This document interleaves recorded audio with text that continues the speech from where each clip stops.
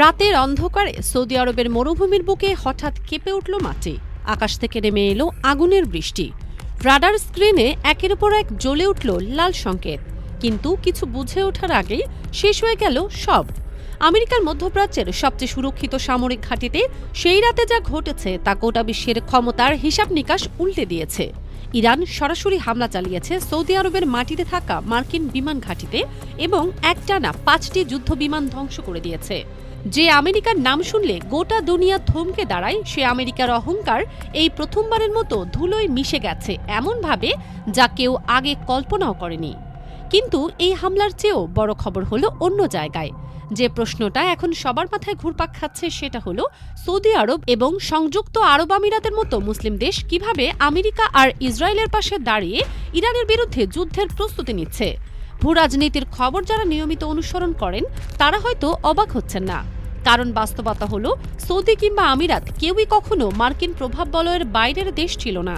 নিজেদের মাঠে আমেরিকাকে ব্যবহার করতে দেয়া, ইসরায়েলের সাথে চুপচাপ সমঝোতা বজায় রাখা, ফিলিস্তিনিদের মানুষের কান্না শুনেও না শোনার ভান করা, এসব তো বছরের পর বছর ধরেই চলে আসছিল। কিন্তু সেখানেও একটা পর্দা ছিল। মুসলিম বিশ্বের চোখে অন্তত একটা ভদ্রতার আবরণ রেখে চলত এই দুই দেশ। এবার সেই পর্দা পুরোপুরি খুলে গেছে এবং তারা প্রকাশ্যে মাঠে নেমে পড়েছে। ঘটনার সূত্রপাত হয়েছে ইরানের একটি পাল্টা হামলা থেকে। রিয়াদ এবং আবুধাবির জ্বালানি অবকাঠামোতে হামলা চালিয়েছিল ইরান। নিজেদের সম্পদের উপর এই আঘাতের প্রতিশোধ নেয়ার কথা বলে এখন সরাসরি ইরানকে আক্রমণ করার প্রস্তুতি নিচ্ছে সৌদি আরব এবং আমিরাত। বিশ্লেষকরা বলছেন এই ঘটনাটা আসলে একটা বাহানা ছিল। পশ্চিমা শক্তির সাথে কাঁধে কাঁধ মিলিয়ে ইরানের বিরুদ্ধে দাঁড়ানোর সুযোগ খুঁজছিল এই দেশগুলো এবং হামলার ঘটনাকে পুঁজি করে জাতীয় নিরাপত্তার অজুহাতে তারা এখন আমেরিকার সামরিক অভিযানে সরাসরি অপারেশনাল সহায়তা দিতে শুরু করেছে। সবচেয়ে চাঞ্চল্যকর খবরটা এসেছে সৌদি আরবের পক্ষ থেকে। সৌদি আরবের পররাষ্ট্রমন্ত্রী প্রিন্স ফয়সাল বিন ফারহান ইরানের দিকে সরাসরি সতর্কবার্তা ছুড়ে দিয়েছেন। কিন্তু শুধু কথায় থেমে থাকেননি রিয়াদ। সবচেয়ে গুরুত্বপূর্ণ পদক্ষেপ হিসেবে যুক্তরাষ্ট্রকে ইরানে সরাসরি আক্রমণ চালানোর কাজে কিং ফাহাদ বিমান ঘাঁটি ব্যবহারের অনুমতি দেয়া হয়েছে। এটা কিন্তু সাধারণ কোনো সিদ্ধান্ত নয়। এর আগেও প্রতিরক্ষা, লজিস্টিক আর আঞ্চলিক অপারেশনের জন্য সৌদির প্রিন্স সুলতান এবং কিং আব্দুল আজিজ বিমান ঘাঁটি ব্যবহার করে আসছিল আমেরিকা। কিন্তু এবার যে নতুন ঘাঁটির অনুমতি মিলেছে, সেখান থেকে যুদ্ধ বিমান পরিচালনা, এরিয়াল রিফুয়েলিং, গোয়েন্দা নজরদারি সহ নানা রকমের আক্রমণাত্মক অভিযান চালাতে পারবে আমেরিকা। মানে সৌদি আরব এখন শুধু প্রতিরক্ষামূলক অবস্থানেই নেই, বরং সরাসরি আক্রমণাত্মক ভূমিকায় নামার প্রস্তুতি নিচ্ছে। একই সময়ে সংযুক্ত আরব আমিরাতও বসে নেই। ইরানের প্রভাব বিস্তারের কেন্দ্র হিসেবে সন্দেহ করে দুবাইয়ের ইরানি হাসপাতাল এবং ক্লাব বন্ধ করে দেয়া হয়েছে। শুধু তাই না, ইরানের যুদ্ধ অর্থনীতিতে বড় ধরনের আঘাত হানতে আর্থিক লেনদেন সীমিত করার পাশাপাশি ইরানের বিলিয়ন ডলারের সম্পদ জব্দ করার পরিকল্পনা করেছে আমিরাত প্রশাসন। এদিকে এ অঞ্চলের আরেকটি ছোট্ট কিন্তু কৌশলগত গুরুত্বপূর্ণ দেশ বাহরাইন থেকেও ইরানের দিকে ক্ষেপণাস্ত্র ছোড়ার খবর পাওয়া যাচ্ছে। অর্থাৎ পুরো উপসাগরীয় অঞ্চল এখন ইরানের বিরুদ্ধে একজোট হচ্ছে এবং এই জোটের নেপথ্যে রয়েছে আমেরিকা আর ইসরায়েল।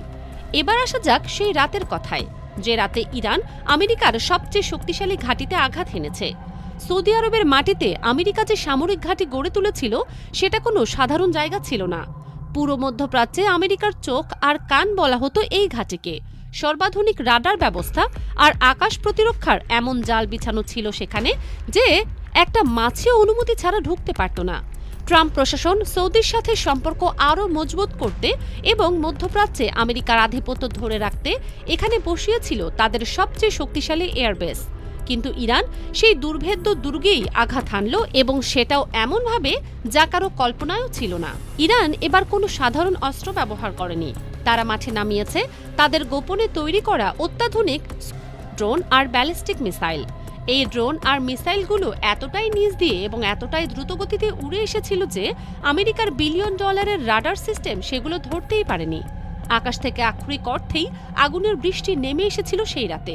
ঘাঁটিতে পার্ক করে রাখা 5টি মূল্যবান মার্কিন সামরিক বিমান সম্পূর্ণরূপে ধ্বংস হয়ে গেছে। কোটি কোটি ডলার খরচ করে তৈরি করা যে বিমানগুলো দিয়ে আমেরিকা সারা পৃথিবীতে ত্রাস তৈরি করত, সেগুলো এখন কেবলই পুড়ে যাওয়া লোহার স্তূপ। আগুনের তীব্রতা এতটাই ভয়াবহ ছিল যে উদ্ধারকর্মীরা পর্যন্ত কাছে যাওয়ার সাহস পাচ্ছিল না। কিন্তু সবচেয়ে বড় ধাক্কাটা লুকিয়েছিল অন্য জায়গায়। ইরানের এই হামলায় শুধু ফাইটার জেট ধ্বংস হয়নি, আঘাত পড়েছে আমেরিকার লাইফলাইন হিসেবে পরিচিত KC-135 বিমানেও। এই বিমানটা কি সেটা অনেকেই হয়তো জানেন না। এটা হলো মাঝ আকাশে উড়তে থাকা এক বিশাল পেট্রোল পাম্প, যেটা অন্যান্য যুদ্ধ বিমানকে আকাশেই জ্বালানি সরবরাহ করে। এই একটা বিমান ধ্বংস হওয়ার মানে হলো আমেরিকার যুদ্ধ বিমানগুলোর ডানা কেটে দেয়া। দূরপাল্লার কোনো অভিযানে এখন যেতে পারবে না আমেরিকার যুদ্ধ বিমান, কারণ মাঝপথে জ্বালানি দেওয়ার বিমানটাই আর নেই। এটা ইরানের নিখুঁত পরিকল্পনা আর নিশানার এক ভয়ঙ্কর প্রমাণ। এখন যে প্রশ্নটা সবার মুখে ঘুরছে সেটা হলো, আমেরিকার হাজার হাজার কোটি ডলার খরচ করে বানানো বিশ্ববিখ্যাত প্যাট্রিয়ট আকাশ প্রতিরক্ষা ব্যবস্থা তখন কোথায় ছিল?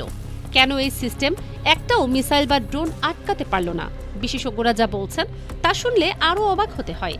তাদের মতে ইরান এমন এক ধরনের ইলেকট্রনিক জ্যামিং প্রযুক্তি ব্যবহার করেছে যা আমেরিকার রাডার সিস্টেমকে পুরোপুরি অন্ধ করে দিয়েছিল। রাডার যখন দেখতেই পাচ্ছে না, তখন পেট্রিয়ট কাকে আটকাবে? এই ব্যর্থতা শুধু একটা হামলার ব্যর্থতা না, এটা প্রমাণ করে দিয়েছে যে আমেরিকার যে প্রযুক্তিকে অজেয় মনে করা হতো সেটাও আসলে ভেদ করা সম্ভব, এবং ইরান সেটা করে দেখিয়েছে। ইরান এই হামলার মধ্য দিয়ে আমেরিকাকে একটাই বার্তা দিয়েছে, সেটা হলো আমাদের দুর্বল ভেবো না। এতদিন ধরে আমেরিকা ইরানের ওপর অর্থনৈতিক অবরোধ চাপিয়েছে, হুমকি দিয়েছে, চোখ রাঙিয়েছে, কিন্তু ইরান চুপচাপ নিজের শক্তি গড়ে তুলেছে এবং সঠিক সময়ে সেই শক্তি দেখিয়ে দিয়েছে। তারা প্রমাণ করল যে তাদের মিসাইল মধ্যপ্রাচ্যের যে কোনো মার্কিন ঘাঁটিতে নিখুঁতভাবে আঘাত হানতে পারে। এই একটা হামলা দিয়ে ইরান শুধু আমেরিকাকেই ভয় দেখায়নি, বরং আমেরিকার মিত্র দেশগুলোকেও এক চরম আতঙ্কের মধ্যে ফেলে দিয়েছে। এই ঘটনায় সবচেয়ে বেশি বিপদে পড়েছে সৌদি আরব নিজেই। হামলাটা হয়েছে তাদের মাটিতে, যদিও লক্ষ্য ছিল আমেরিকার ঘাঁটি, কিন্তু ইরান এটা স্পষ্ট করে দিয়েছে যে সৌদির আকাশও তাদের জন্য উন্মুক্ত। সৌদি এখন এক অদ্ভুত ফাঁদে পড়ে গেছে। একদিকে তাদের মাটিতে আমেরিকার সামরিক ঘাঁটি, যেটাকে আশ্রয় দিয়ে তারা নিজেদেরকে ইরানের টার্গেটে পরিণত করেছে। অন্যদিকে রাগে ফুঁসছে ইরান, যারা বলছে সৌদি যদি আমেরিকার পক্ষ নেয় তাহলে তাদেরকেও একই শত্রু হিসেবে গণ্য করা হবে। এই পরিস্থিতি সৌদি আরবের জন্য শুধু কূটনৈতিক সংকট না, এটা তাদের অস্তিত্বের প্রশ্ন হয়ে দাঁড়িয়েছে। এদিকে ইরান কিন্তু থেমে নেই। বুধবার ইসলামী বিশ্বের উদ্দেশ্যে ইরানের খতমাল আনাবিয়া থেকে একটি গুরুত্বপূর্ণ বিবৃতি দেয়া হয়েছে। সেই বিবৃতিতে মুসলিম দেশগুলোকে আমেরিকা আর ইসরায়েলের ছত্রছায়া থেকে বেরিয়ে আসার আহ্বান জানানো হয়েছে। ইরান বলছে একটা আঞ্চলিক নিরাপত্তা জোট গড়ে তোলা দরকার, যার ভিত্তি হবে ইসলাম এবং পবিত্র কোরআন।